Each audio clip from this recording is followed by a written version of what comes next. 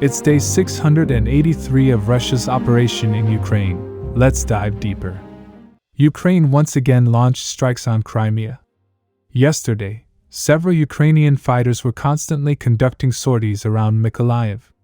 During those sorties, they would periodically launch decoys towards Crimea. For this reason, aviation danger was repeatedly declared in Crimea. In one of those launches, they launched an anti-ship missile in the direction of Saki airfields. However, the Russian MiG was able to shoot down that missile. All these attacks were done in order to reveal the Russian air defenses. After those launches, Ukraine launched a mixed attack of drones and Storm Shadow missiles. First drones were launched in order to overwhelm air defenses, and then 4 Storm Shadows were launched.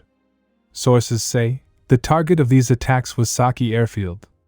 But due to constant alert, Russians were already anticipating this attack. So all the planes were immediately dispersed. In the meantime, Russian air defenses were able to destroy all the targets, except one cruise missile.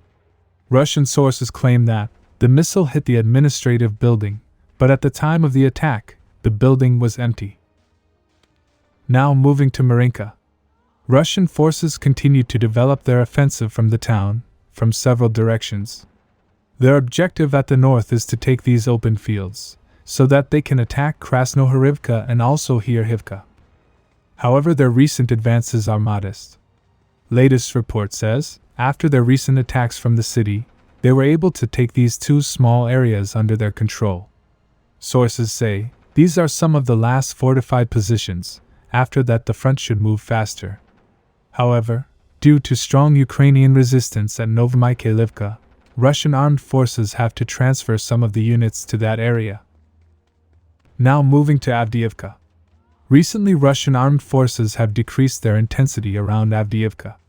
As the Ukrainian garrison has become stronger, they are focusing on striking every temporary deployment area. However, at the northern flank, we are seeing a lot of back and forth, particularly in this area. As Russian forces are planning to expand along the road, they have been attacking in this direction for several weeks. But due to the position of these trenches, they are getting hit from several directions. Recently, Ukrainian forces have also attempted to counterattack. In a recent video shared by Russian sources, we can see Ukrainian forces moving along this road to capture these trenches. However, due to Russian support from the flank and timed artillery, the attack was repelled. Now moving to Kreminna.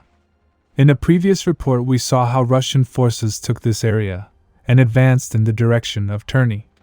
Since then, Russian forces have been attacking Ukrainian forces on this entire front. There are reports that Ukrainian forces have sent reinforcements to this area. However, apart from unconfirmed Russian advance, no frontline change was reported. Just a little south at Kreminna Forest, Bakhmut units are taking Ukrainian positions.